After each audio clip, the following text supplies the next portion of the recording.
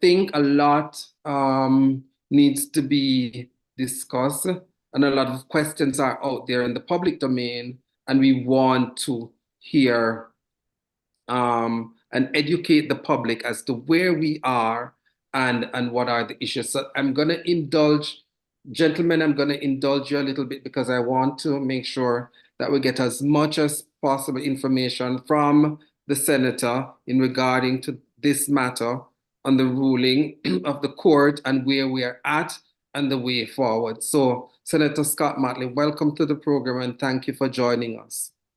Thank you so much for inviting me. Good evening to the persons who are on this program, as well as to all of your guests, your listeners.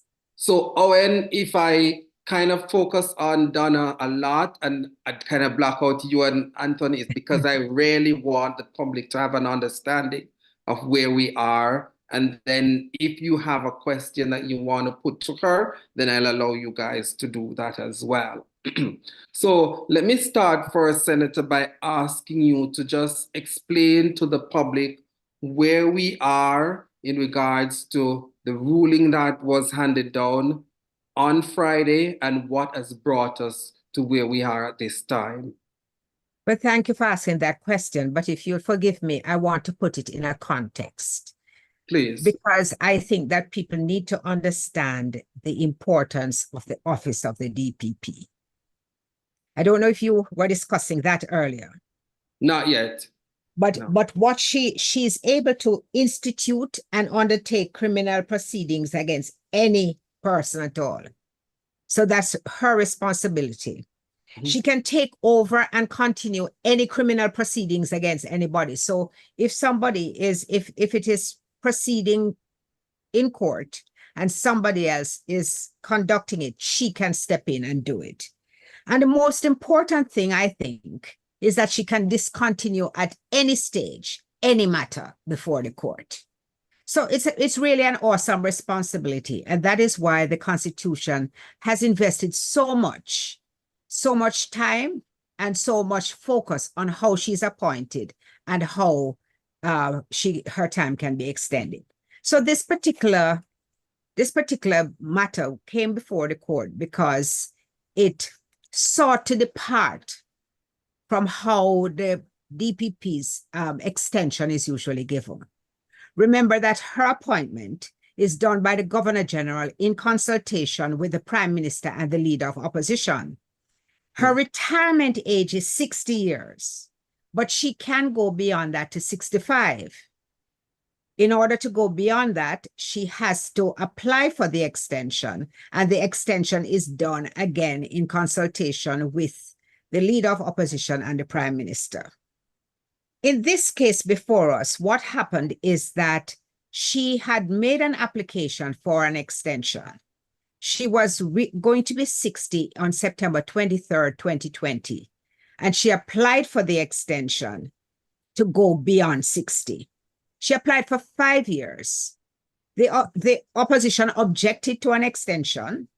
And so there was a compromise which was arrived at. And instead of getting an extension to 5 years, she got an extension of 3 years.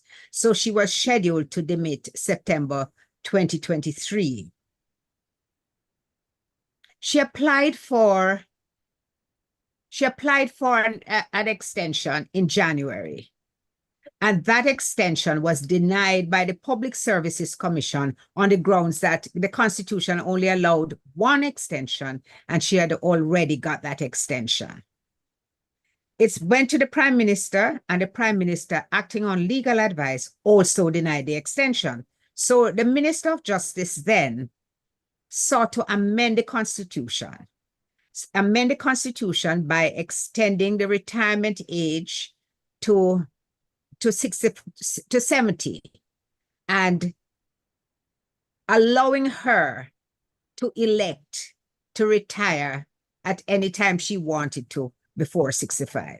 So it was an odd sort of decision. And we felt that it was unconstitutional on two grounds. One, that no constitutional amendment should take place in that manner.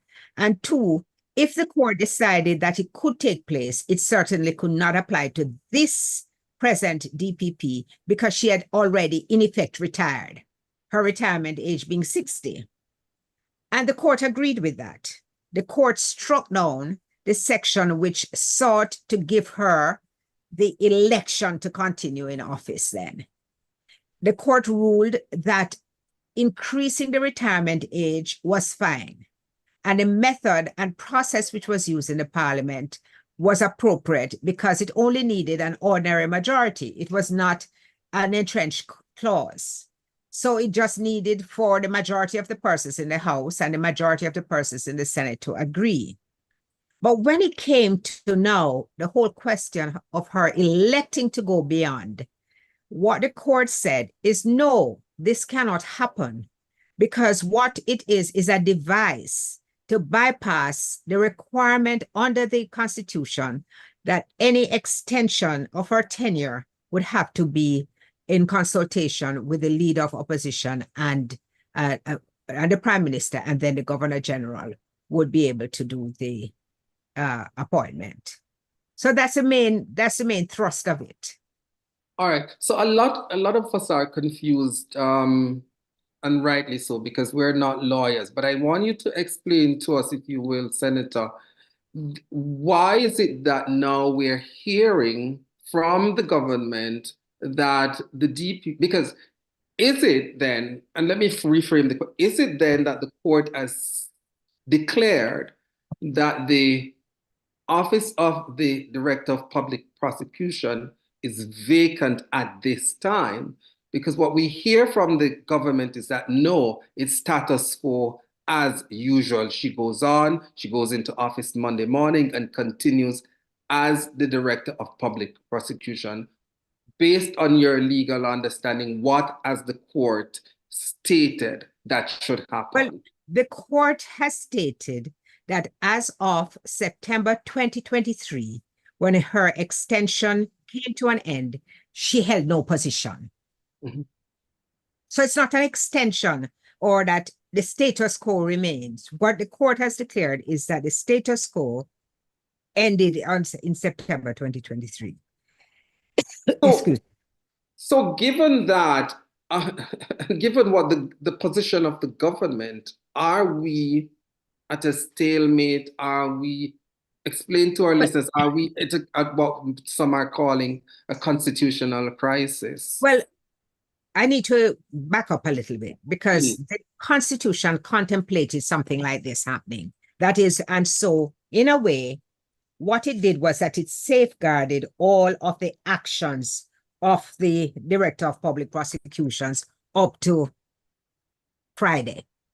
So it said that even though there was nobody, she ought not to have been there since September 2023, everything would be validated up to the day when the position would be declared vacant. So that was done on Friday. So that part of it that's a question which has been asked.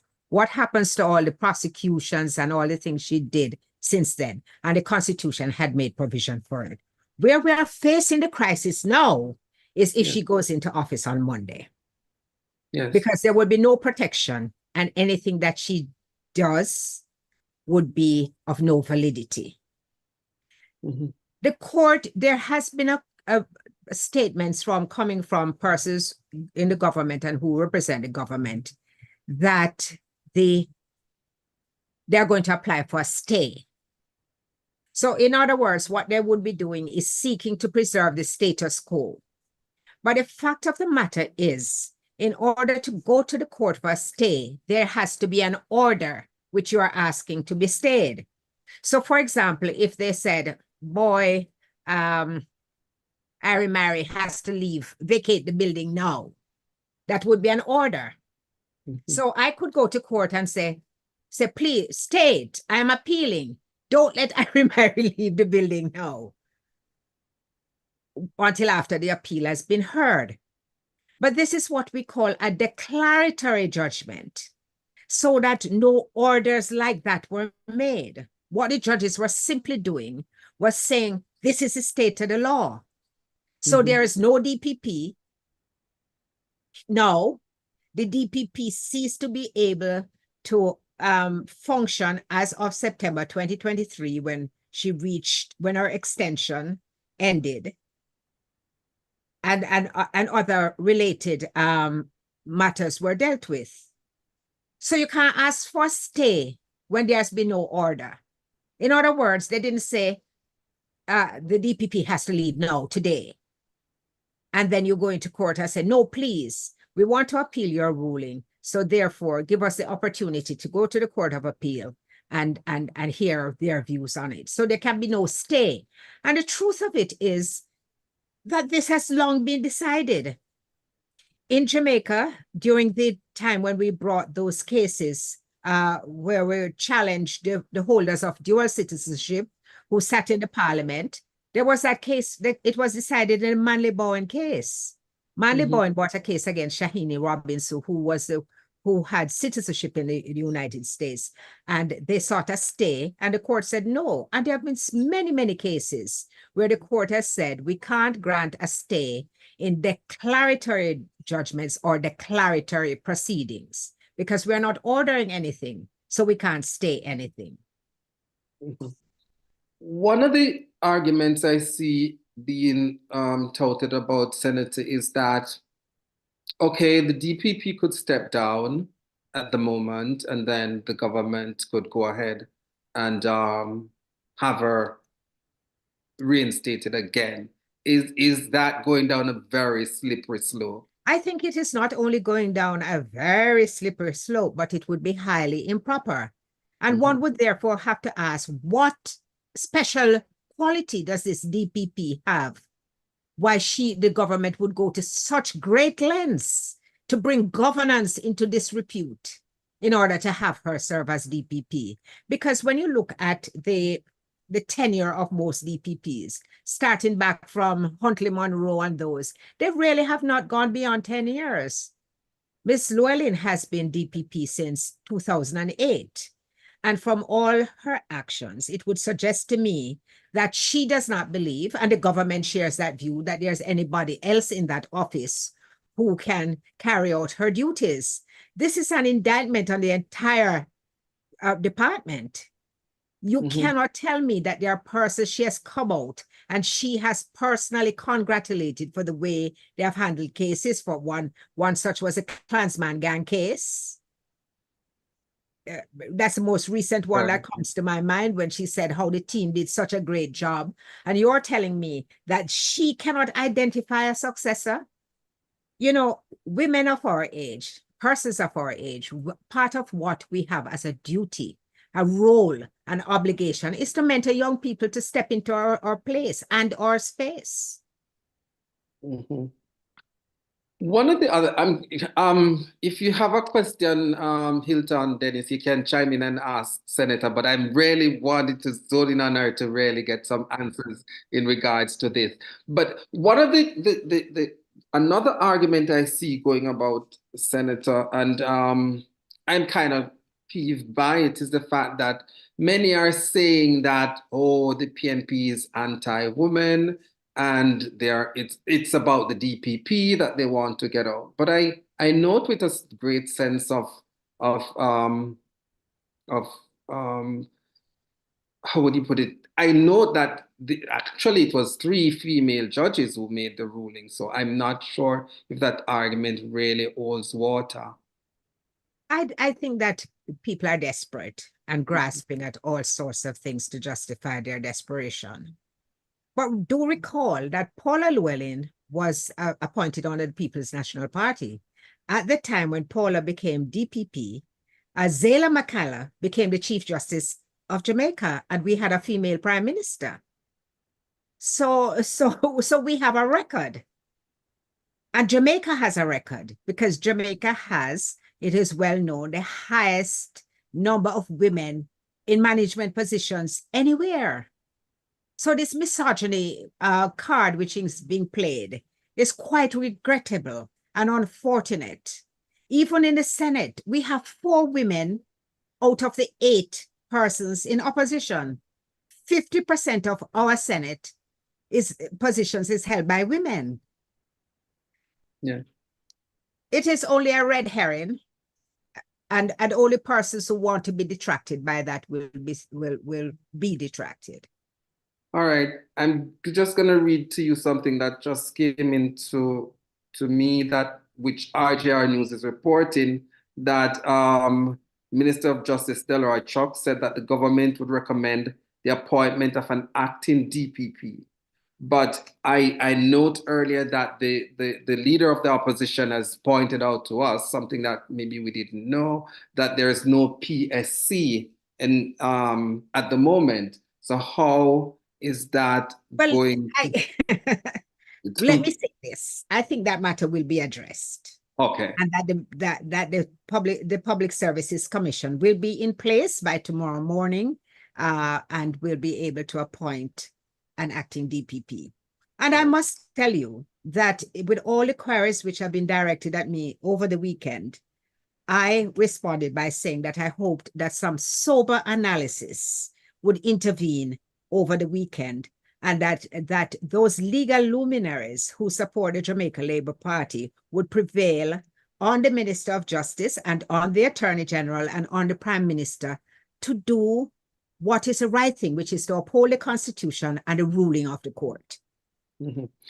Let me drag your have you put your lawyer hat on for a moment, Senator. Your reading of the ruling and the understanding of the case, do they have a grounds for appeal? Does it make sense Well, the government drag us through this? can I tell you this? When this matter just came up, I was solitary in my view at the time that I didn't have a quarrel with the process, but I was clear that it could not apply to a DPP who was sitting, who had already passed the statutory retirement age and was in extension. So it is hard for me to wrap my head around what would be the ground of appeal. The court was very clear. Yes, you can increase the retirement age, but no, you cannot bypass the constitutional requirement for consultation between the leader of opposition and the prime minister and appointment by the governor general. So I don't see the basis, and I think good sense is going to prevail, and they will not follow through on their reactions. You see, one of the things that is required of leadership, you don't react to everything like that. You have to be responsible. You have to provide the country with guidance. So you need to think about what you're saying and what you're doing. And I found that there were both the Minister of Justice and the Attorney General had obviously just listened to something and not read the judgment, because the judgment is so clear. There's no room for, disagreement when you read it, because the court sets out its reasoning and why it has come to the conclusion, which I think is unchallengeable. Can we borrow some words from the DPP and say, mouth make fit say anything? All right. Let me Yes, put the this. DPP is an excellent courtroom lawyer, and she's a very flamboyant person, and she expresses herself in a very colorful way. So yes, say it again. Mouth make fit say anything. And All right. Let me anything. put this other one to you, because the leader of the opposition has called for the resignation of the Minister of Justice and the Attorney General. Do you think, in your humble opinion, that they ill-advised the Prime Minister, given that the second extension was denied, as the court documents said, based on advice that he got? Who could have led the Prime Well, Minister down well, this rabbit hole? the bill was piloted by the Minister of Justice.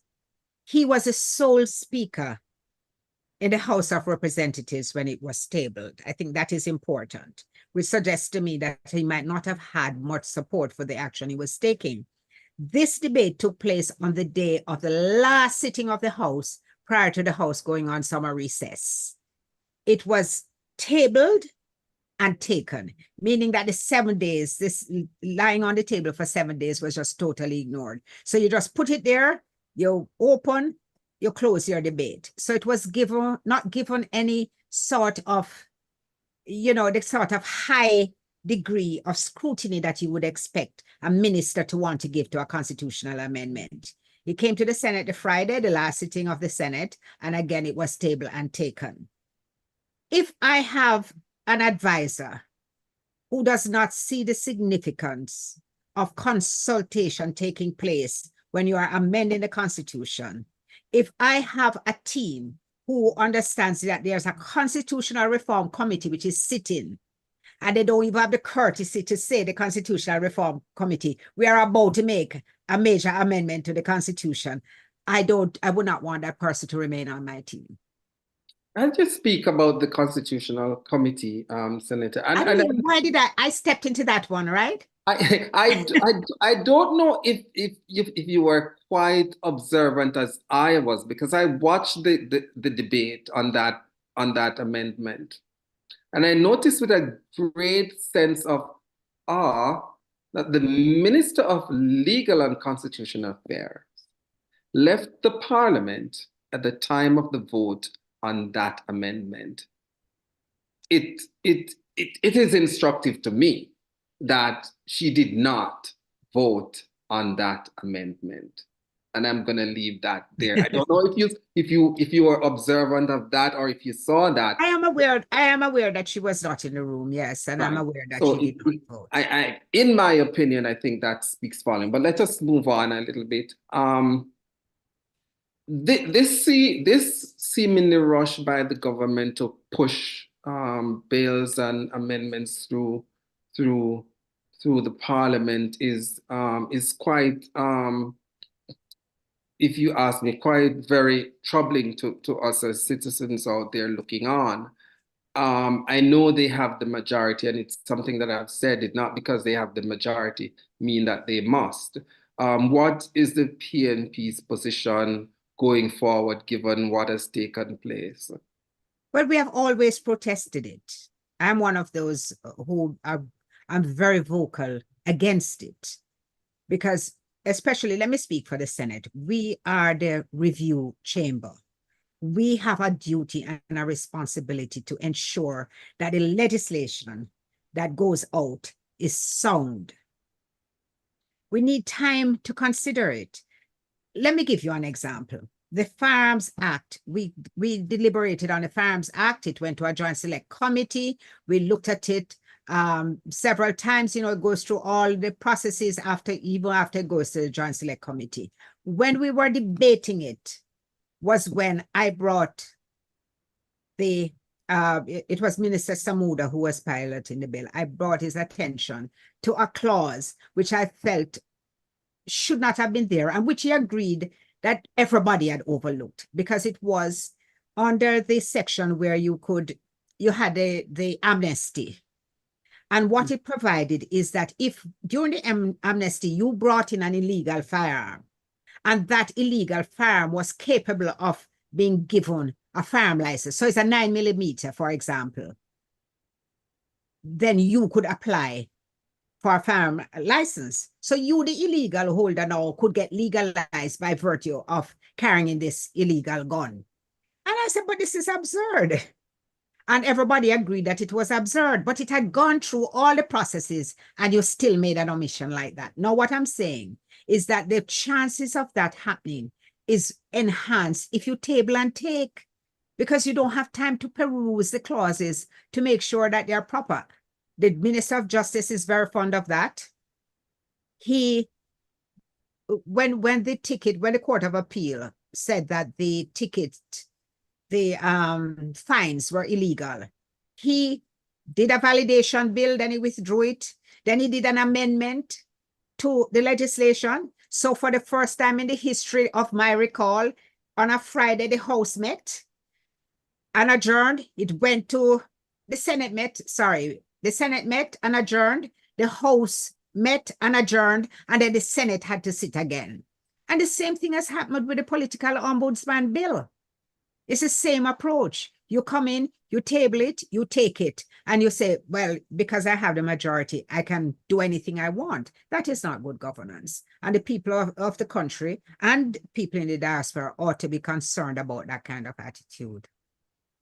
All right. All right. I'm going to shift gear a little bit and ask your because I read that the leader of opposition has indicated that they might take the government to court regarding the legal advice given by the Attorney General re the tabling of reports from the Integrity Commission and the Auditor General.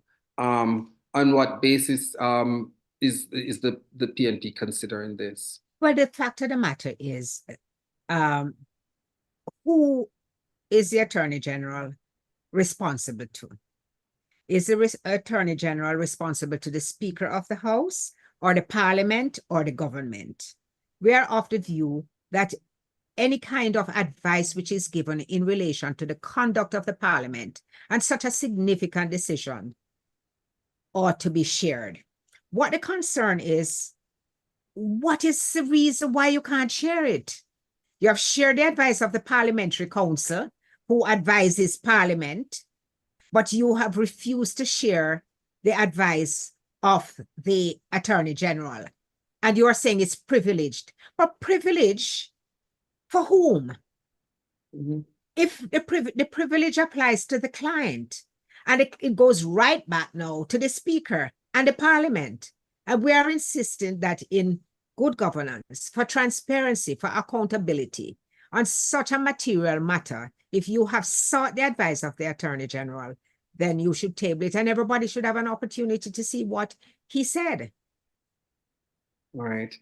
Okay, gentlemen, I'm going to bring you in now because I want to talk about a most unfortunate thing that took place this week in our week that was, and that is where we have seen and heard that the Minister of State in Foreign Affairs has blamed one of his handlers for having a picture that he posted on his Instagram page where the faces of former Prime Minister Portia Miller and PJ Patterson was blocked out. Your take on it, Owen Speed. Well, and good evening to all the people who have just come on as well. But my first reaction is, well, if something is posted, who has authority to post on someone's page? So that's my first reaction. My next reaction is, well, the owner of the page is responsible in the end. And if you have a team of PR persons working with you, there's no way that something should be posted on your page without your knowledge of it being posted, especially when you have a big responsibility as a junior minister. You have to make sure that you do some vetting of what goes up on your page, because anything you do and say will be held against you. If you do good things, if you promote good things, those you will be credited for that. But if what you are putting out there on your page is inflammatory in any way, or it is going to be going against the grain of what good governance should look like, then we are in trouble. And so it's the responsibility of the minister to ensure that what goes up there is acceptable, is appropriate, and doesn't go against the grain of good governance and so on. Hilton Dennis, your take on this one? Good evening to my fellow panelists. Good evening to your audience. So I listened intently to the conversation with you and Senator Scott Motley. My understanding was that we came on to discuss all the topics that you're going to discuss this evening. I wouldn't have cut her in the middle of our conversation. You're the moderator. I wasn't going to just pose questions and interrupt her. But I thought we would be part of that conversation, and you moved on to something else. Senator Scott Motley, at the start of your conversation, you said something I found very appalling, that the Prime Minister denied the extension of the appointment of the DPP and the Minister of Justice. Overrode the denial and proceeded with an amendment or an attempt to amend because it couldn't be done in the manner he attempted to do it and thought he had succeeded in doing it. Is that correct? Did you say that he Well, did something? I got it Did, from the did the judgment. Prime Minister deny the extension? That's what the judgment says based on the Mhm. evidence which was adduced because they Mhm. had affidavits and the judgment. I think I might even have the page here, if Mhm. you will permit Mhm. me. So you have a record of that being said. Yes. Oh, yes. Those All are right. not my words. Because Those are the there is words. a tendency towards obstinacy. I'm a journalist. I've been in practice for nearly 40 years. There's a tendency towards obstinacy, and I've called it out before. Right? Legislators are in the parliament as the people's representatives. Must always feel when they enter the house that they enter the house as the people's servants, accountable to the people for their actions, not in their own personal capacities, whether they're lawyers and know the law or what have you. There must always be that um, disposition, that demeanor, that whatever, that says, yes, I serve the people I go in the house to do, right? And therefore, these contentions should not arise, and they're arising and they're personal. And, you have to try to distinguish whether somebody has, something against the DPP herself, whether Yes. somebody is trying to show up the prime minister, whether it is, the inappropriate actions of the Minister of Justice. The public is not able to be clear on these things. And now the judgment is made and there's confusion out there because not even the media, right, is able to cerebrally um, capture the essence of what that judgment said and, be in agreement or disagreement with whether the DPP should report for work in the morning or an acting DPP is to be appointed. It is good that the Minister of Justice has now said an acting DPP will be appointed. So the Yes. confusion and nonsense won't prolong into tomorrow, right? It's a good thing. And because I had initially interpreted the court ruling to say that you made a procedural error. The position is not vacant because I didn't know the position could just be instantly vacated like that, right? And everything shuts down. You made a procedural error. If you are minded to go back and do it the right way, get the consultation done, see if you can get the consensus, and do whatever is necessary in law, then we can get the extension of the incumbent and we can proceed. But you are saying that she was not legitimately in the role from 2023, September That, 2023. but Hilton, I have to correct you, and I'm sorry to Mhm. interrupt you, but it's Yeah, not, I am not the person saying it. right. That's That what you're the saying that court that is said. what the court That is said. what the court said. And Right.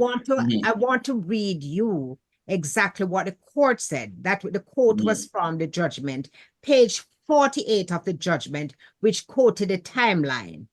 And the timeline, which is relevant from page 48, says on February 6th, so it says August 6, 2020, gazetted notice published setting out extension in office for 3 years, effective September 21st, 2020. So we knew it would come to an end, right? Yes. February 6, 2023, letter from DPP to PSC applying for extension in office. So the DPP wrote asking for a second extension. Yes. Right. And May 26, 2023, letter from the PSC indicating the DPP's application for extension was under consideration by the Prime Minister, who had taken legal advice and refused the extension.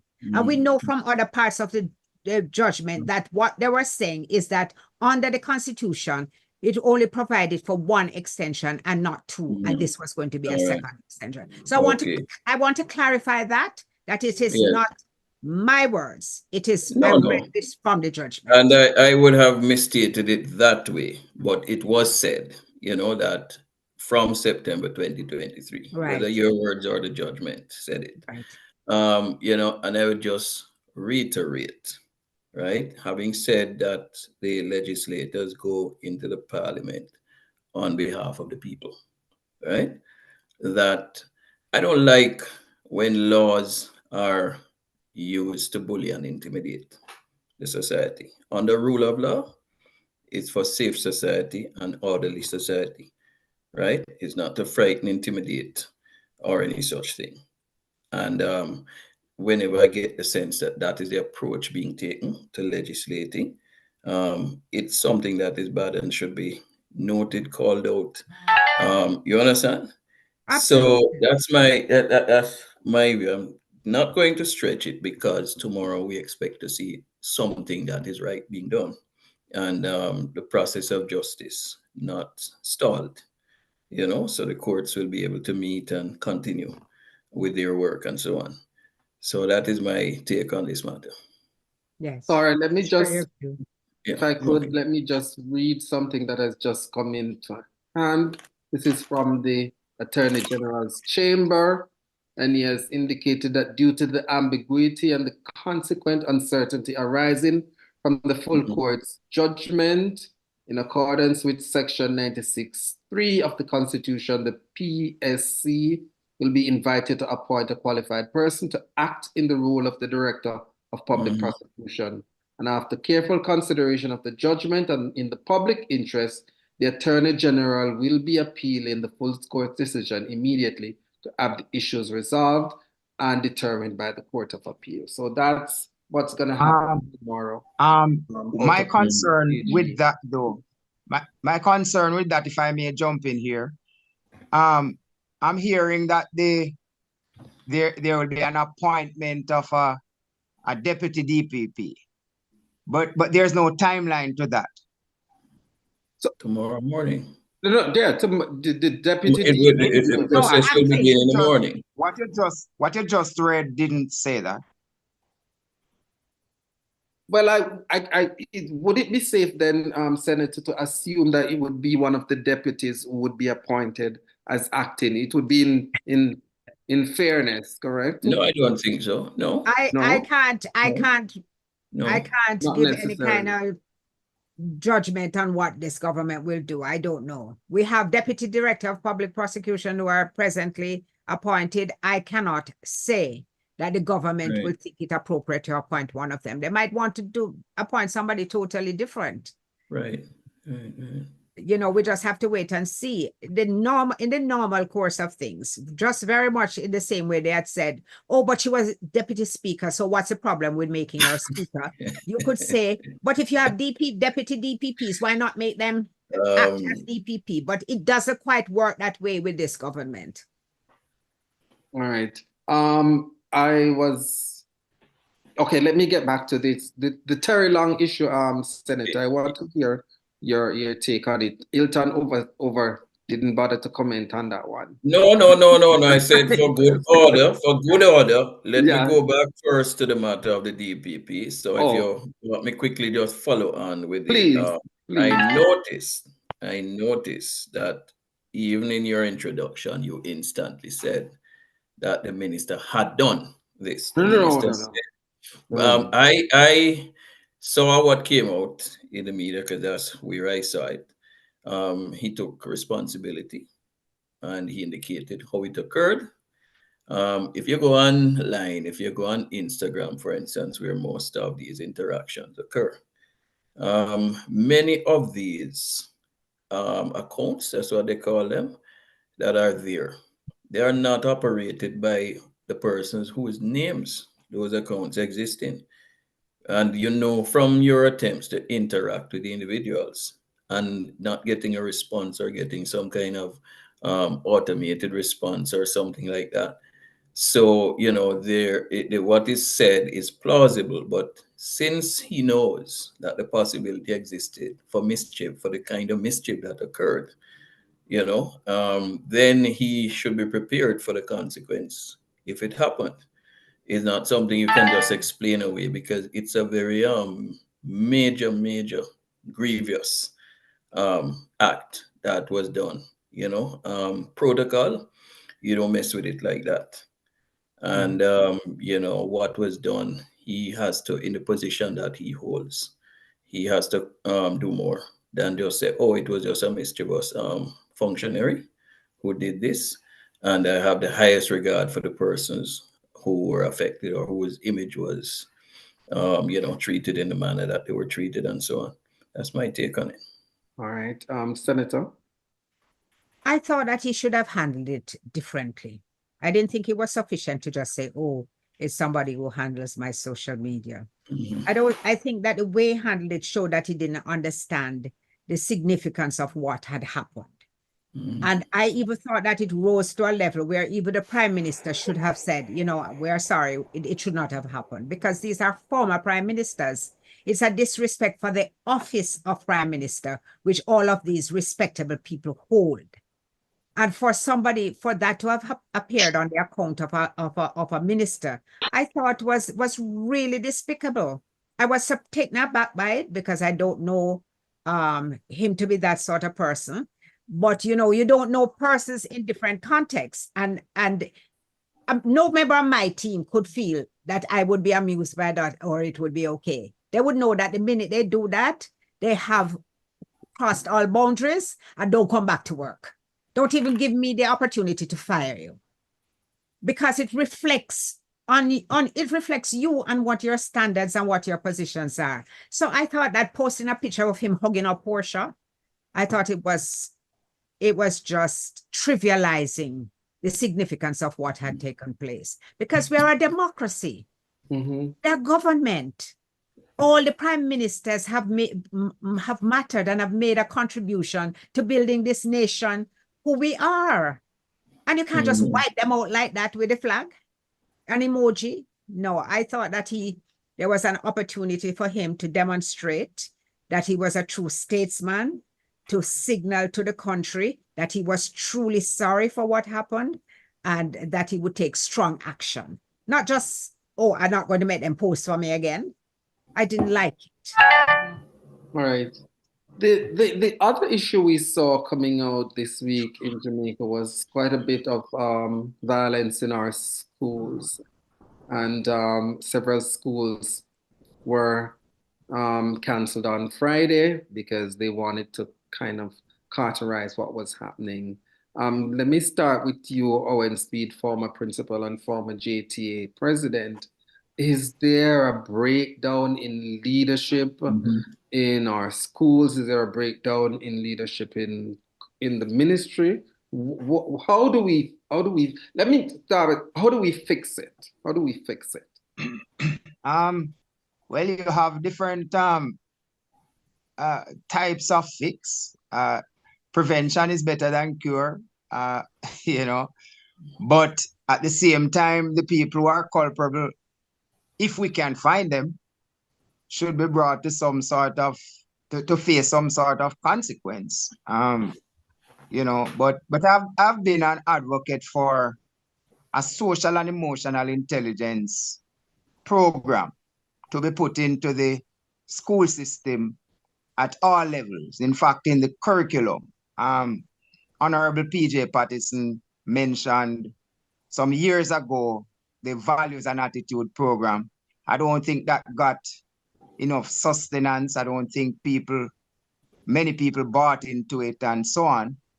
But I would want to see us inculcating our youngsters from a very early age that whole thing of emotional intelligence.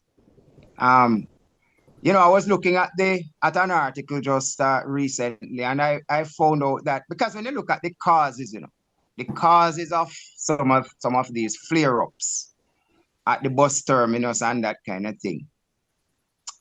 I looked at the whole thing, and I saw an article that says that only 2% of high school soulmates eventually end up together for marriage and then onwards. And we are seeing that students are fighting over their girlfriends and fighting over boyfriends and that kind of thing. I think it's just a matter of leadership, maybe in some schools and in the education sector itself, that could break these topics down, put some of these things into the curriculum and study them, teach the kids to let them understand that they have to look at what the data is saying and understand how relationships should work from a very young age. I think that's the way to go. It's going to take some time, it's going to take investment, but if we are serious about characterizing some of these kinds of behaviors, which I consider inappropriate and maladaptive behaviors, we have to look at putting some real serious time and effort into installing a social and emotional intelligence program in the education sector. My take. Please. My take is that it is just reflecting confusion. I went to high school under the same regulations that govern the running of schools today. It has not been revised since 1980. And next year will be 40 years since I left high school. Do I look that old? No, Right? definitely not. Next year will be 40 years since I left high school. All right. Um, those regulations are still what we're supposed to be functioning by. But the legislators again go ahead and pass other laws. The laws don't cancel the Education Act and the Code of Regulations, but the school administrators are compelled to operate by those laws. Like extrajudicial actions, the schools are compelled to operate by laws outside of the laws that govern the operation of schools. So if a certain kind of discipline could have been maintained by the code of regulations that still exist, why is it not possible to maintain that kind of discipline? No, we blame the community the children come from, we blame the society, we blame parenting. If schools continued to be allowed to function as schools used to function and should function, which is to correct dysfunction. So if the socialization in the home is not right, if the socialization in the community is not right, when the child goes to school, that child that is returned to the home, returned to the community, is better socialized, right? And that child that goes out into society subsequently as an adult is better adjusted, more functional.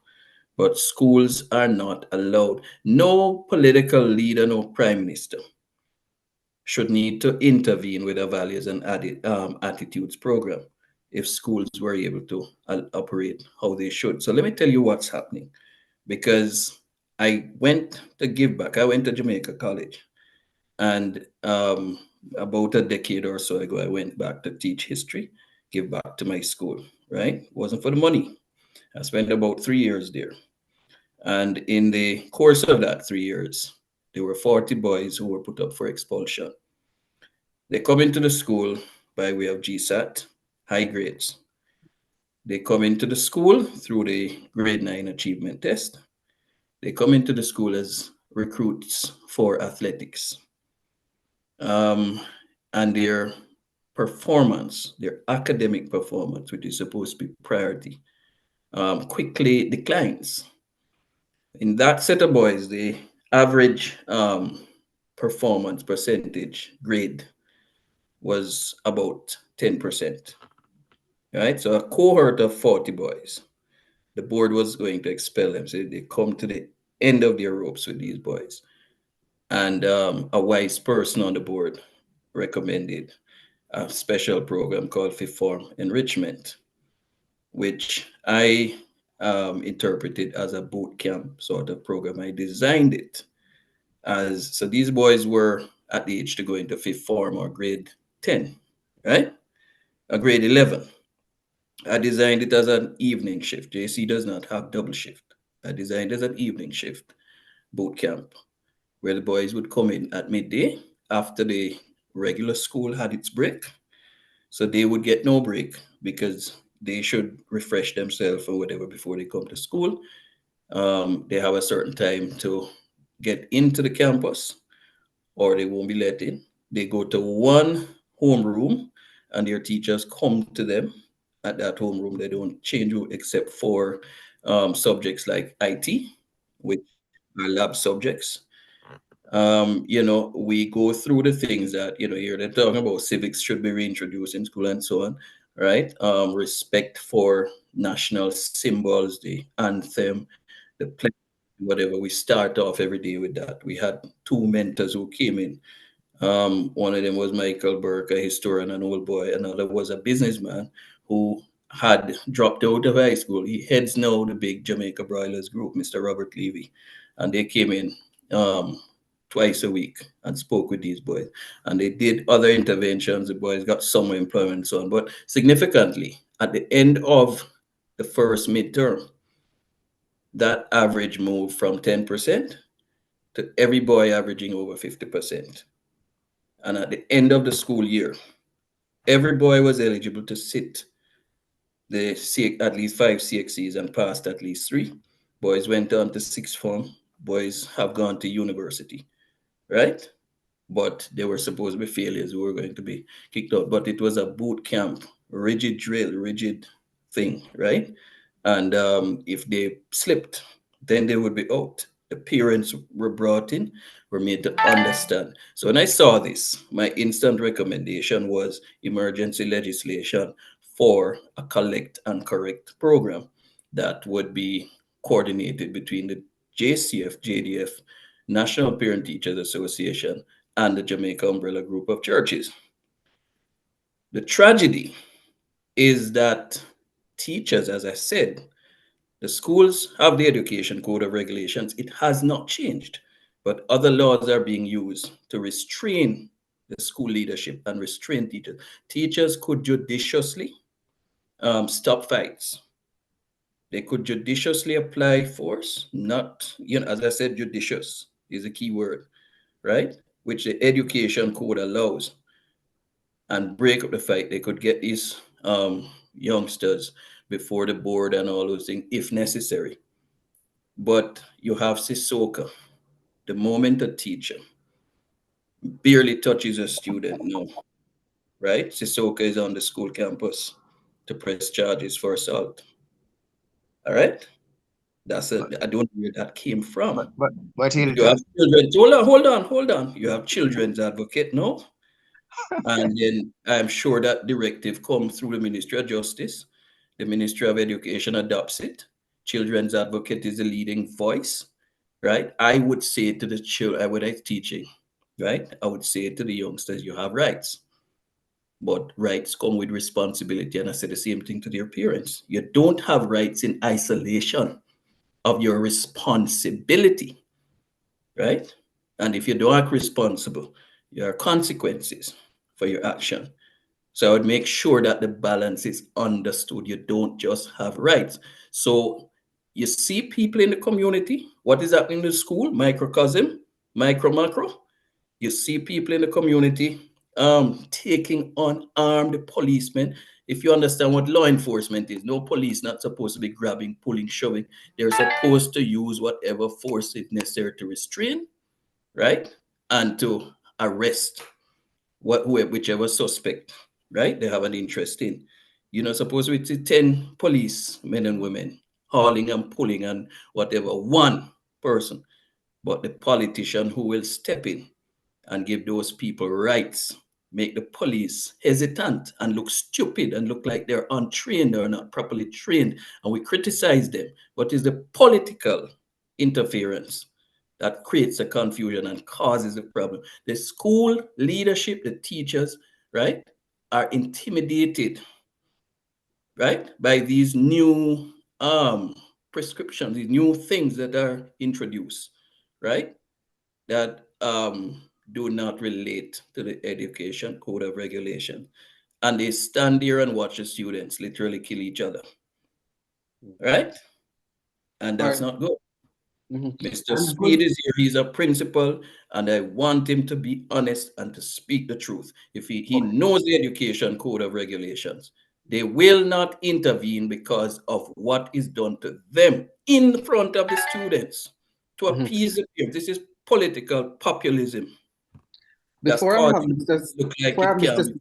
Before I have Mr. Speed respond, though, let me just say this, Senator Motley, because my when I heard the whole thing, my response was that the minister should be calling a top level meeting of all stakeholders immediately and see how can we cauterize this? What do we need to do? Do you agree with me on that? I believe that approach is critical because the truth of it is that it is island-wide. This latest incident, which has sparked so much outrage, might be one of those that, because we know it was over a girl, people are reacting that way. But the truth of it is that, especially since COVID, this has been almost a norm for how young people behave. And it is, I mentioned COVID because I don't think that we have done any kind of analysis of the impact of COVID on our children's behavior. Our children are just reflecting what is around them. And what happened during COVID was that you had more domestic violence, you had more sexual abuse, you had more frustration being taken out by persons on each other in close relationships, because you tend to forget we were locked away, you know what COVID was like. When you want to really punish a prisoner, you put them in solitary confinement, so they don't have nobody to talk to. They can't interact. And you keep them there for punishment, isolation. And that is what COVID really was. Now, I find that the conduct has deteriorated significantly since then. And the teachers will tell you that the children who left and came back 2 years after, they are totally different persons. I believe that we have to have a multi-pronged approach to solving anything that confronts us. And at the same time, as we enforce strict discipline, the kind of strict discipline Hilton is talking about, we still have to be conscious that there are a lot of children who don't understand love, have never experienced it. They are brutalized at home.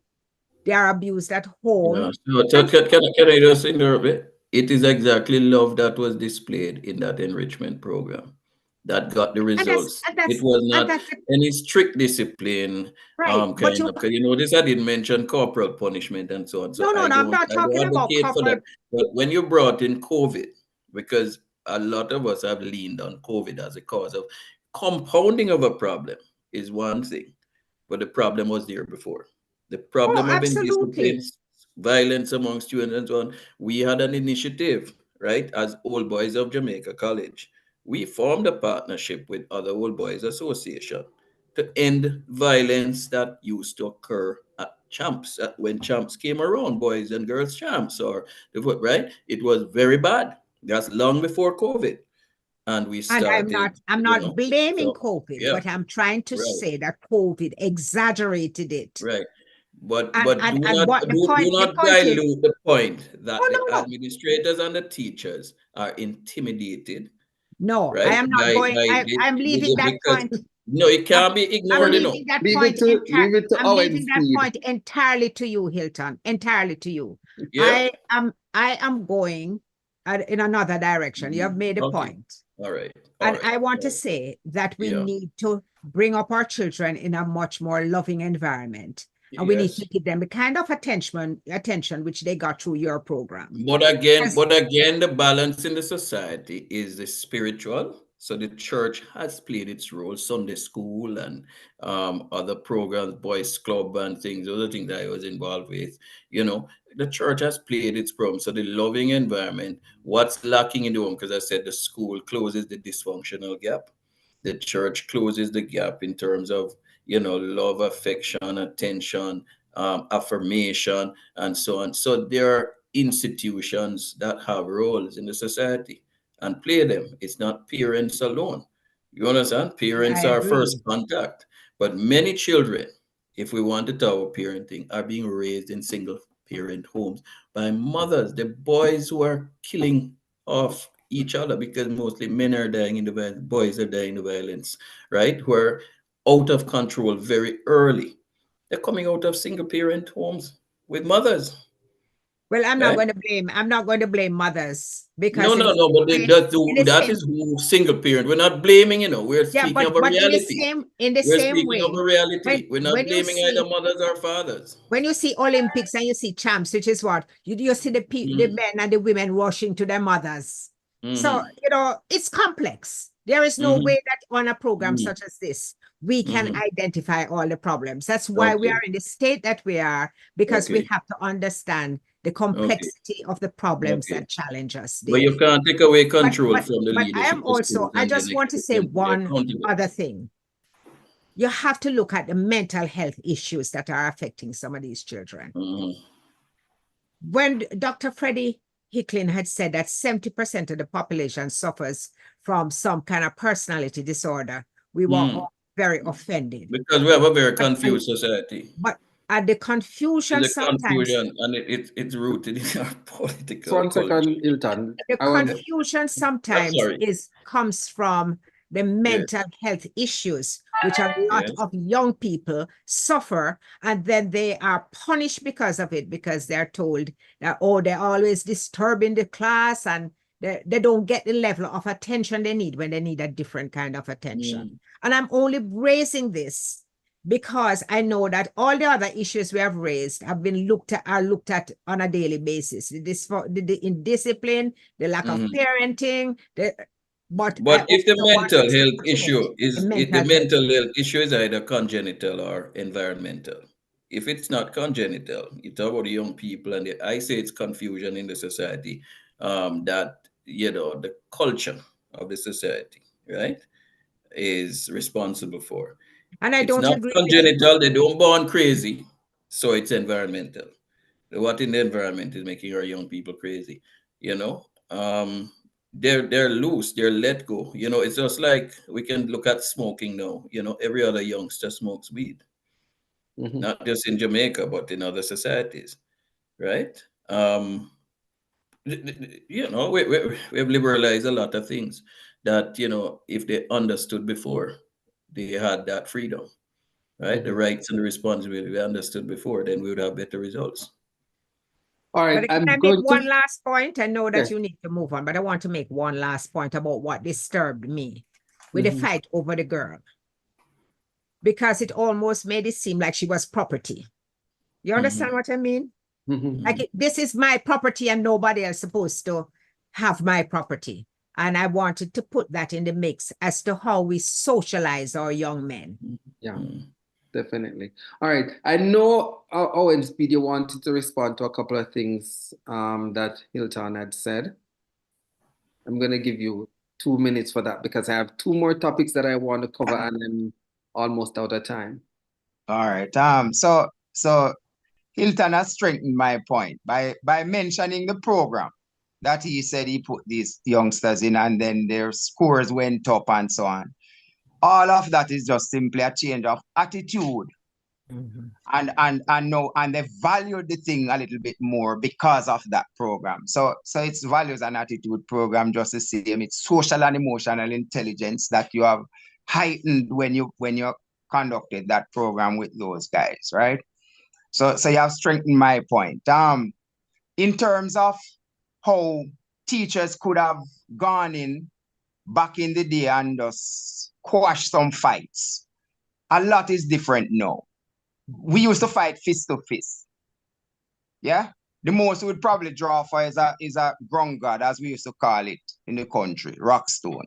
But it was mostly fist to fist. Now these guys are not just fist to fist.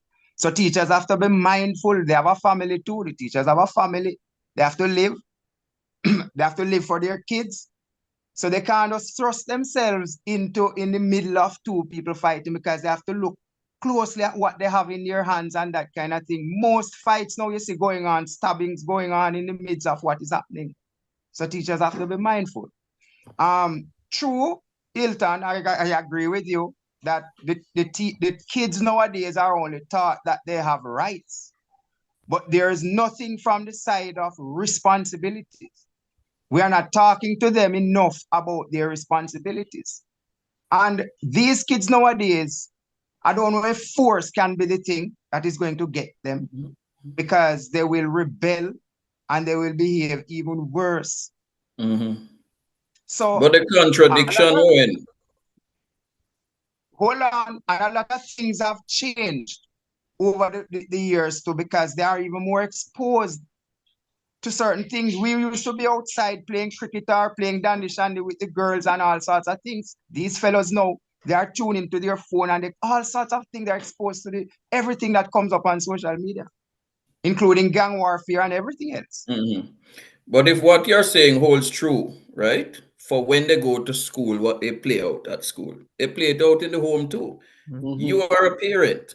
You're gonna see your two children fighting, drawing knife, whatever weapon, and don't go into it because you have a life and you want to live to see retirement, and it's your children that you bring into the world. You going to stay out of it? Yeah, but They use that as the excuse. You know why the teachers stay out of that's it? not an Because there are excuse. teachers who are capable. Hilton, No, hold on. No. Hilton. There are teachers who are capable, right, of you with skills to intervene in a fight that has knives and even guns and so on. People who are capable. But the moment they come into physical Are we contact, so trained? Are the there teachers so are trained? teachers. I know. What I'm percent familiar with the of school them? system. Hold on, Owen. Hold on, man. There are teachers who are so trained to restrain, but the moment they come in physical contact, they become the problem. They are charged. The school, the principal, everybody comes down on them, right? And they become the problem, even when they succeeded in saving the life and ending the combat, whatever, they are the ones that get into the spotlight. I use the analogy of the parent and the child. If the parent can intervene, right? And the teachers are being treated like it's daycare, they're running, and they are the parent when the children are at Again, school. Hilton, you're Why is crossing the it a wires. You're different thing? crossing, No, Hilton, you're because you are crossing saying the it's Hold on. fear wires. that keeps the teacher out of it. What would keep Hilton, the you're parent out of crossing, it? I not going to Hilton, watch my two children knife hold each on, other. I'm because not they are going One yours. second. Those two, Hold on the just a two kids second, in your Owen. home are yours. to. You're Hold crossing the on. wires. Hold on Well, just a second. communities used to raise children. So how That's it it. is Just a that second. kind of, Just a communities used to second. raise children? So just a second. If I could just share my own experience, because I'm a trained teacher, and when I taught back in Jamaica, the days were that you could what Ilton speak about is that you could discipline a child, you could do do do Part the of it. discipline. But we have moved into a new dispensation, and I have been relocated to Canada, and now as an administrator, as a vice principal in a school, I have to ensure that we do not cross that line that Owen Speed is talking about in the discipline of our students, To right? revise the regulations then. We have to be guided by the regulations. I have But to the be guided regulations by that exist don't tell I you have that you to have to I have restrain to be yourself. guided by the regulations In that Canada, the that regulations lightens require you to me, that restrain know that yourself. In if I Jamaica, the go regulations require you I to go intervene. across certain lines, I might lose my license as In a teacher. Canada, the You know? regulations So exist for you to so restrain the yourself. the point I'm making, and I think the point that Owen Speed is also making, Yes. we all agree about that era where we're from, where the teacher and the school maintain discipline.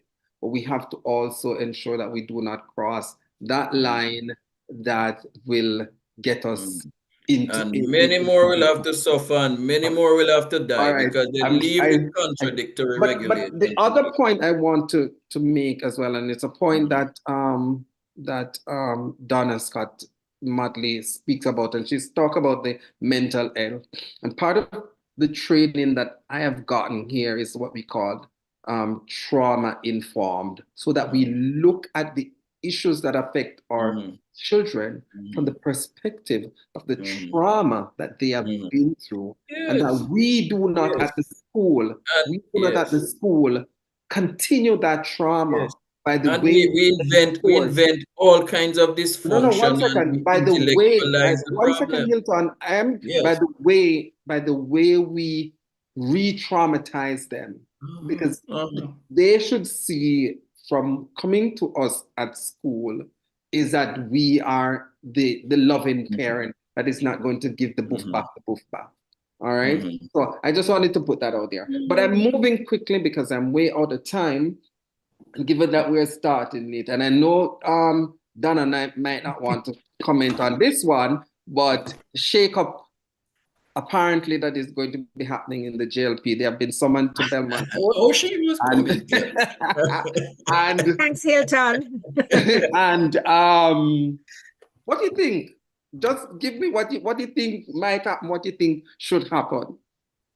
Who wants to go first at I that would one? go, look here. It's not about what we think might happen, but what needs to happen. So Mhm, many things have gone wrong. All right. So the party in power must do its own evaluation, its own introspection. It didn't do well in the local government elections. There are some inexperienced ministers in the cabinet. All right. They needed more time to understudy before they succeeded, before they were elevated. Some of them don't even understand their constituencies well, right? They might have won a seat. They need to go in there and really connect with the people and understand. So there is a need for some changes to be made, right? You read the Gleaner today, and there was one article that spoke about the constant quarreling with the people. Why is the government always quarreling with the people? That's not good. The information machinery, I see the information minister. Well, he didn't resign as information minister, he resigned as head of the party's PR committee. But there are information organs, there are more now than used to be there, but not functioning effectively. You understand? And again, that is why there's so much confusion, because what we're talking about, this ruling and this judgment and so on, the JIS should have played a role, where the private media falls down. The JIS should certainly have put things in the right perspective, so that the public understood exactly, what came out. So there are a lot of things that are going on, right? mhm, There is the whole thing going on with the speaker, you know. And again, I don't think that has been handled right. There are some issues in the background that have not come to the fore, right? Um, and the things that have been highlighted are the things that shouldn't have occurred, but the reasoning behind why they occurred and so on should not be unheard. mhm, Okay, and it keeps getting personal. When these things happen, it's like, it's not something related to a job function that may have been mishandled. It's something related to the person who performs that job. In the case of the speaker, Mrs. Holness, because she's the wife of the prime minister. I mean, she naturally succeeded in the role of speaker, right? And earlier, Senator Scott Motley said we must respect office. We must respect the office of the prime minister. We must respect the office of the speaker. You know, and things shouldn't get as personal as they get, and people begin to wonder what it's all about. Why is it so personal? Let's deal with the wrong, the error, the whatever, address that. But the individual should not feel so burdened by how she's piled on. all right. Um, Senator Motley, your take, if Well, any? I think that any government ought to sit down and evaluate its team. I mean, we do that all the time, no matter where we are, whether private sector or so. And I think that it is a timely thing for the prime minister to evaluate his team and to see who is advancing the policies and the programs of the government in the way that it should, and who is more causing confusion and contention. So I think it would be a good thing if he did made some kind of changes. It might not suit the opposition for him to do so, but if I were sitting in Well, his seat, I well, would think that it is my duty to constantly be re-evaluating my team to Mhm. ensure that the right persons are in the right positions, and where they don't fit, I wouldn't have any hesitation in saying, you need Mhm. to step back a little bit. mhm. Let me throw you a curveball, Senator Motley. Oh, Mr. Speed is back, so I'm not gonna throw this curveball. Uh, okay, I'm not sure if he's back, but let me throw you. Yes, Okay, he's back. Yes, he's back. Yes. all He's right. here to Oh, save see, me. yeah. He's here to save me from the ball. Hilton cut me out, man. Hilton, Oh, I I'm did? back. Sorry, I sorry. am right Yes. here. Okay, good. All right, go Thanks. ahead, Mr. Speed. All right. Yeah, I didn't get to hear the last part of what Donna, Senator was saying. But Donna works fine for me. Thank you. no, I have to give you the title. I have to respect office. The office, the right? office. Yes. And everybody should respect the office. I believe that the truth is that even the person in office should respect the office, and that is what is cause for concern for some people. I mean, some people are saying that the actions were not befitting. You know, the speaker's actions I'm talking about. No, and I am not telling you I support. Oops. All right. How did we lose him? We lose him Yeah, again. but I mean, we cited earlier while he comes back. We cited earlier the case with if the Prime Minister said don't. Are you back, Owen? Go ahead. Yeah, Go ahead. I don't know what Just to filling say. the gap. Go ahead. Yeah, right. So that's the bone of contention. I don't think it is too personal that yes, it is mentioned that she's the wife of the Prime Minister. Well, that's a fact. I mean, and she has to live with that. So But she she has wanna see it. She wanna see it in the house. hold on. No, In let me her own right. hold on, Hilton, let me finish Yeah. the point. Because you might do that and then I don't remember what I want. I'm not very young. Sorry. Go ahead. Oh, Oh my goodness. losing him. I don't know Oh my why. goodness. What's causing that? He's back. He's back. Yeah. All right. So here's my curveball, Donna. Well, is the PNP must be salivating at what is going on in the JLP now and saying they're on their back leg where we have them where we want them. You know, I wouldn't say that we are not looking at it with interest. It's almost like we have switched places. But I have to tell you that in our discussions, the primary thing is the governance and the way what is happening in our country. We're concerned about what is happening because we understand that leaders, when they lead, it affects the whole tone of a country. And it goes back to some of the discussions we were having earlier, that when you have leadership with a strong moral compass and who obey the laws themselves, then people feel that this is a framework within which they are living and operating. And I think, so although we get a little, I said, whoa, a little excitement, it's more deep concern for what is happening in Jamaica. All right, Owen, I think you have stable internet now. You get the last word. Oh, no. All right. I do not understand what is happening with Owen. I don't know what is happening if the gods are speaking, but I hope he comes back so that he can But yeah, if you want to give me a word, all right, you're back, Owen. Are you back with the last word? Yeah, I'm saying that this what they're doing now at Belmont Road and so on. That's in the part of the course. I mean, they have to look at themselves. They have to reassess. They have to look at who they probably will change around, especially after the results of the LGE, the local government elections. They would have to do that, and the PNP would be wise to sit down and do that as well. No, the PNP has put forward a shadow cabinet. Let us be fair, a shadow cabinet that shows talent and depth.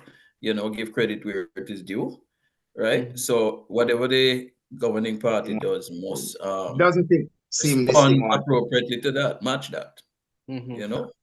All right. Yes. It has really been a spirited discussion. I really want to thank you, gentlemen and lady, for joining us this afternoon on the Irie Myrie and Friends shows. I really enjoyed the discussion, fruitful and candid, and really, I know all of us have the interest of the country at heart, and we want to see better for Jamaica. Thank you for joining us. Okay. It was a pleasure. Good night to I everyone. look forward to good night, everyone. Good night. It was a pleasure. This has been the Irie Myrie and Friends show. We know you have choice in your listen, and we thank you for joining us. See you again next week. Okay. Thanks. Good night. Good night.